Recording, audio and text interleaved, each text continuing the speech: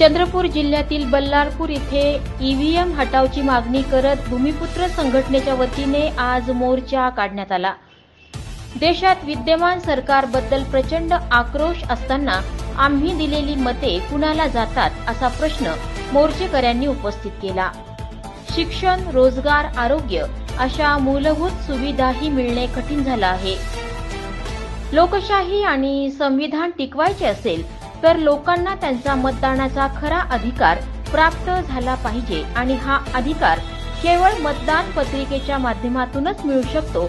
यामुळे ईव्हीएम नेहमीसाठी बंद करण्याची गरज आंदोलकांनी केली। या मोर्चामध्ये महिला आणि युवक मोठ्या संख्येने सहभागी झाले होते। हातात मागण्यांचे फलक उंचावत घोषणा देत हा मोर्चा तहसील कार्यालयावर धडकला। सामाजिक कार्यकर्त्या डॉक्टर अभिलाषा गावतुरे यांच्या नेतृत्वात आंदोलन करण्यात आले आणि मागण्यांचं निवेदन तहसीलदारांना देण्यात आलं।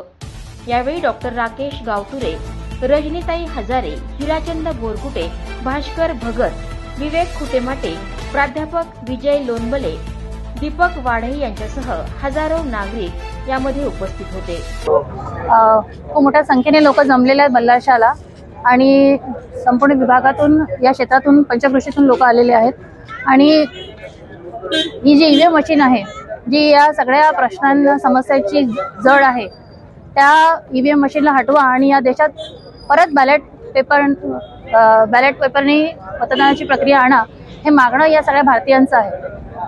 आज देशात जे काही घडतं आहे, आज देशात शेतकऱ्याला न्याय मिळत नाहीये, आज देशात बेरोजगारांना न्याय मिळत नाहीये, महिलांवर अत्याचार वाढलेले आहेत, या देशात भ्रष्टाचार वाढलेला आहे, या देशामध्ये न्याय व्यवस्था तडीस गेलेली आहे आणि कुठलीच स्वायत्त संस्था जी लोकांच्या रक्षणार्थ लोकांच्या अधिकारासाठी बनवल्या गेलेली होती या भारतामध्ये ती सगळी व्यवस्था आज एका पक्षाच्या हातात गेलेली आहे आणि त्यांच्या हातातल्या बाहुल्यांसारखं काम करत आहे आणि ते सगळं घडत आहे फक्त ईव्हीएम मुळे।